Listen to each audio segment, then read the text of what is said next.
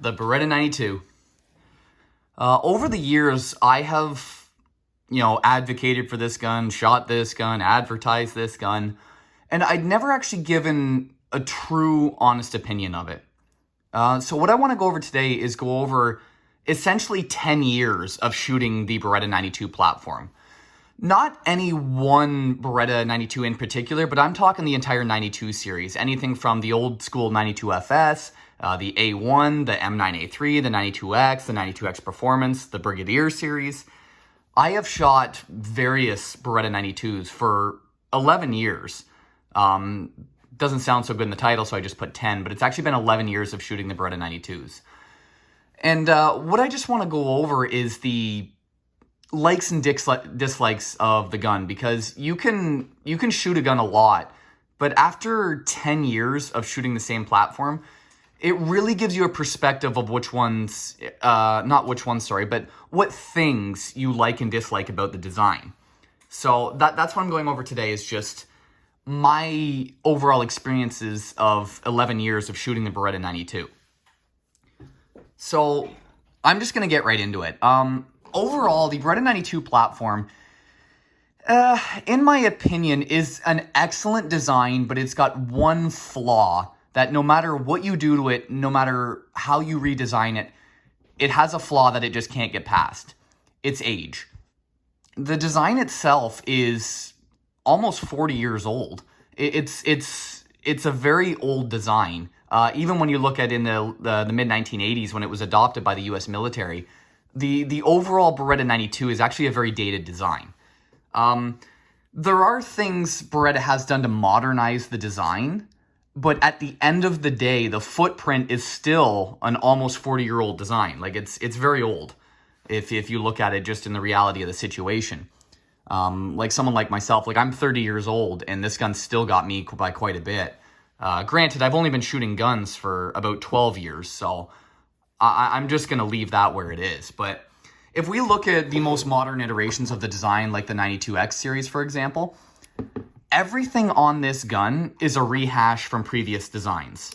So what I mean by that is if we take an old school 92FS, like this is this production or this model, like this is the original 92FS. Granted, I've done a few upgrades to it, is the oldest of the design.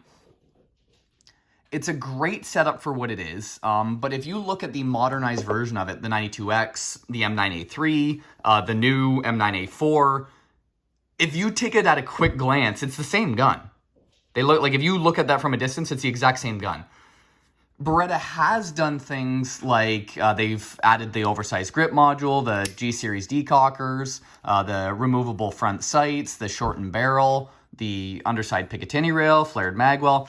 There's lots they've done to it, but the overall design of the gun, it's still the same. So that is kind of a downfall to the design of the gun. Now, enough complaining about its age. Let's get into the likes and dislikes about the gun.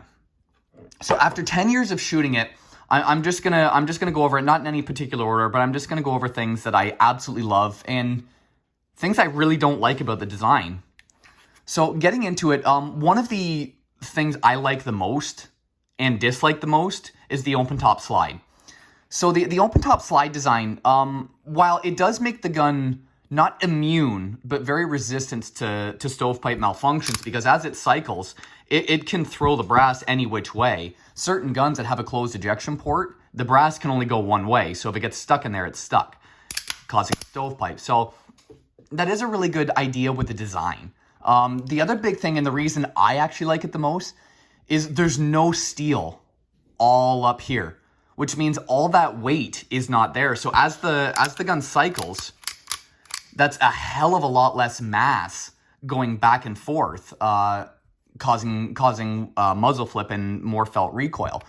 So the 92 series, out of all the handguns I've shot, like I've shot everything you can think of, from like HK USPs, Beretta 92s, SIG 226s, various striker guns.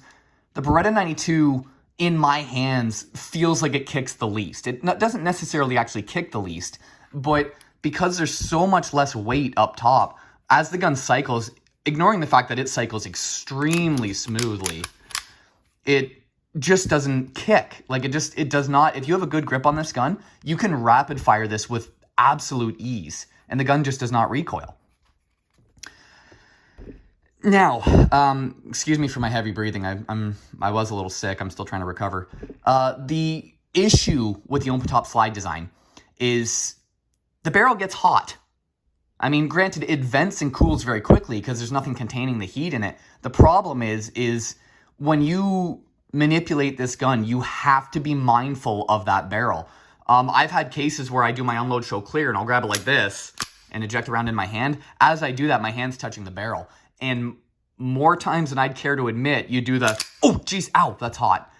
So that is something I really dislike about the design is the exposed barrel because it gets hot. I mean, if you shoot this thing a fair bit fairly quickly, it does not take long for that barrel to heat up and give you and remind you that it's an open top design. So that is something I've always disliked about the design.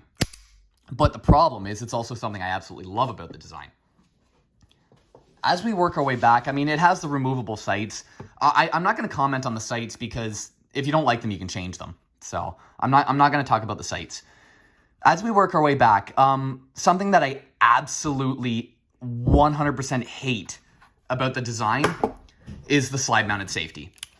In the past, I've always said, train around it. I still stand by that. But that being said, after 10 years of shooting it, it's in a stupid spot. Like on this X series gun, where it's a decock only, that's great. I think that's awesome. It's nice. It's out of the way. It's good to go. If you need it, like when you're shooting, you load your gun, decock it, done. That part I think is great. As a safety, I think it's stupid. I think it's a really bad design that is there as a safety. As a decocker, absolutely. Safety, no. Realistically, I've always defended it, but I'm at the point that Beretta should be shipping this as a decocker only from the factory. Now, which they do, but they should all come like that. They shouldn't come with a safety unless specifically requested. And that's my opinion on that.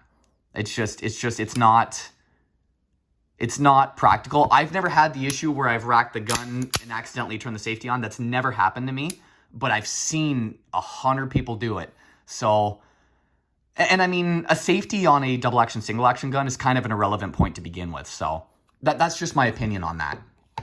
You can love or hate it. I'm just offering an opinion. As we work our way down, I'm in a really weird position with the grip.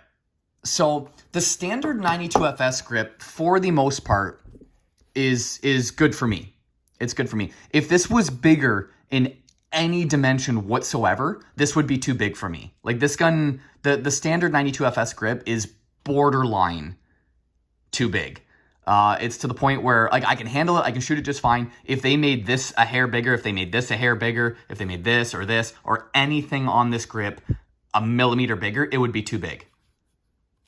The issue that I have in some of my hand size, so I've got like a medium-sized hand, is Beretta does have the Vertec grip models, which the X series is. So I could make this the Vertec grip, which brings us more to the style of a 1911, where it's a straight back, a little bit thinner, albeit still double stack. My issue with that is it's too small. So as someone with medium-sized hands, the Vertex grip is just too small for me. So that's something I have to contend with when shooting the 92s. And that's always been probably one of my biggest gripes with the design is the grip. Like it's good. There's better out there. So that's what I'm going to say about the grip design. Now, granted, that is alleviated. You can alleviate the grip issue by simply putting on different grips, thinner grips, wraparound grips, or the Vertec grip. There's ways to alleviate that. As we work our way down, one of the things I've always loved about the Beretta 92s is the trigger. Even like the bone stock factory guns, like the old school 92FSs, have good triggers. They're not great. They're not phenomenal. They're good.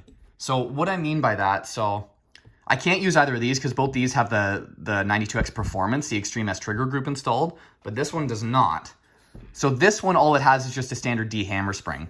So the double action trigger while not great, even with the D hammer spring, 8 pounds, or at this one it's 8.8 is what it pulls at.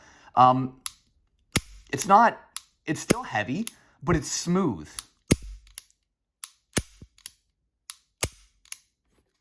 And then if we check the performance model where it's got like a just over 5.5 pounds, it's smooth. Like, it's a very smooth trigger. So that's kind of the nice feature. The single action is where this gun shines. So there is a fair bit of take up. Now, for like fast shooting, things like that, that's kind of a moot point. But the take up, but I mean, when it breaks,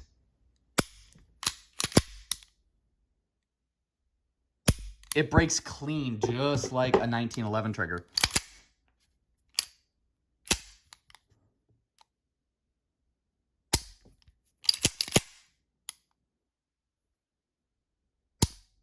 It breaks like glass. Like, there's no creep or anything whatsoever. Once you get past the initial take up, it's a very clean trigger. The part most people dislike about the design is the reset. So if we watch the reset, you can hear it, you can't feel it reset. Like, there is no indication. If you didn't hear it reset, you wouldn't know it did. So that's part of the issue with the design. Now, the performance trigger group,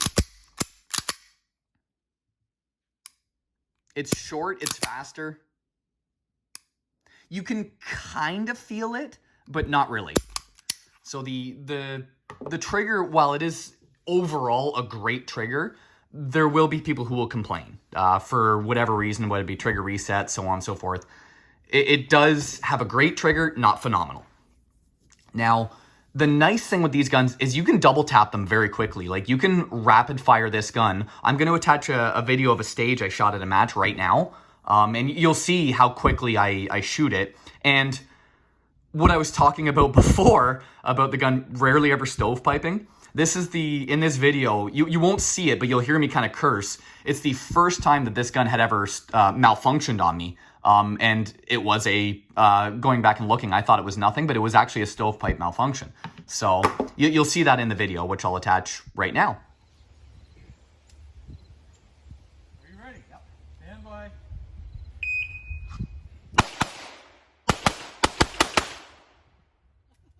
Oh! Oh! What happened?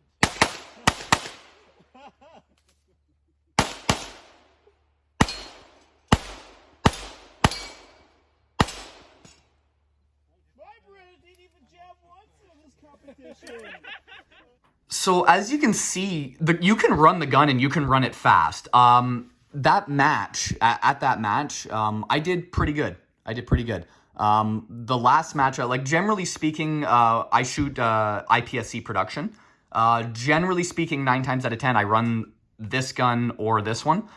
And I usually, for the most part, I place in the top 3, which I'll, if I have it, I'll attach a picture right now. If I don't, then oopsie daisy.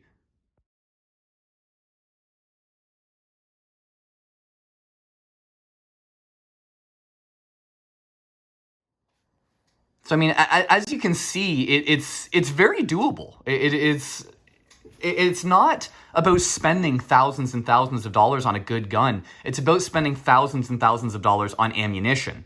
If you can run a firearm well, I mean, I'm beating guys with those, $6,000-$7,000 open guns. I'm beating them with a $900 Beretta 92. So to say that, while I did say earlier it's an old dated design, it is in no way, shape, or form a back of the pack runner. Like, this thing, you can run it and you can run it hard. Continuing on with the design, a love-hate I have with it is the takedown. Field stripping this gun is stupid simple. I push the button, I rotate the lever down, gun falls apart, right? Anything beyond that, just do that. And boom, the gun is fully field stripped for cleaning and things like that. Going beyond that, now, I actually do work on Berettas myself. Some people really aren't comfortable with it. So I tell them, like, if you want the sights done, if you want the trigger done, you want the decocker done, send me the gun and I'll do it for you. You just got to pay for the parts. So I do that kind of on the side as a little thing that I do, but it's not given its age, it's not a terribly complex firearm. It's got a lot more moving parts than other guns do, but it is not in any way, shape, or form unmanageable. So you can take that for what it is. People have asked me what this is. This is a Wilson Combat shock buffer. I put this in all my guns. All my guns get the shock buffers. That's more or less just, it does. They say it helps with the recoil. I respectfully disagree. I more or less just put it in there to stop the slide from slamming into the frame. You know, unnecessary wear and tear when a $6 piece of rubber can extend the life of the gun. So I shoot enough that I've shot a PX4 Storm to death. I don't feel like shooting my 92s to death anytime soon. So anything I can do to extend the service life, I will do it. Now, getting back into it, the takedown. So reassembly can be a bit of a bitch. So what I mean by that is the locking block. Now, unlike more traditional designs that have just a standard locking block,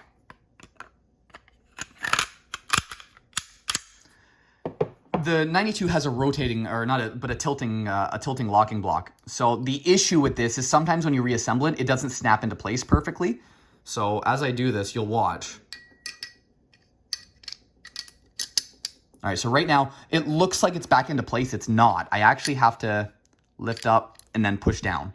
So you could argue that that's an issue of a feature, but I mean, you do it 10 times, you'll do it like it's non-existent, but you can make the argument that it kind of sucks. And then beyond that, after that, reassembly is exactly the same. Without the shock buff, like I said, I put these in here on all my guns, but you don't have to do that. Screwed that up already. See what I mean? This is really hard to do around a camera, just FYI. So don't judge me. Come on, you. Yay! So, yeah, disassembly, reassembly is stupid simple on the gun, but it can be a little annoying if you're not prepared for it. Now, if we just get into an overall about the design, in general, I have fired, in my life of shooting handguns, I have fired close to probably about 90,000 rounds through various 92s. You know, the 92X Performance, the X, the full size, the Compact, the A1, the FS, the Brigadier. So I can give a very honest opinion about the design. And what I'm telling you is great for what it is, given its age and the technology that we're living in now. There is better options. And I'm going to leave it at that. There's nothing wrong with the 92. It is still, hands down, no questions asked, my favorite platform to run. And I will continue to do so for many years to come. The only thing I can tell you is, depending on what you're doing, it may not be the gun for you. And again, you can take this for what it is. As everybody knows, like, I am an absolute Beretta loyalist. No questions asked. But when we get into it and we start looking at the situation for what it is, there are designs out there that will, hands down, no questions asked, surpass what the Beretta 92 can do for you. Most people who know me know that the only other guns I generally like are the SIGs. And with the 320 line, SIG has absolutely killed it. And I am absolutely disgusted I'm about to say this. I don't know that I love the Beretta 92s as much as I love the new SIGs. I will always love the 92s. I will always run the 92s, but I'm kind of at the point, given the type of shooting that I do, which is mostly competitive shooting, I don't know if the Beretta 92, in terms of competitive shooting, will be in my future. I love the design. I will always own the design. I will always use the design. In terms of competition, I don't think the 92 will be the gun that I'll be running in the future. I used to have a 92X Performance. I had problems with it at the start. I fixed it. It ran good. But I didn't like it. I just didn't like the performance. I pick up something like the SIG P320X5, and I don't know. As soon as I grab this gun, it's just, well, it's better. Thanks everybody for watching, and I will see y'all next time.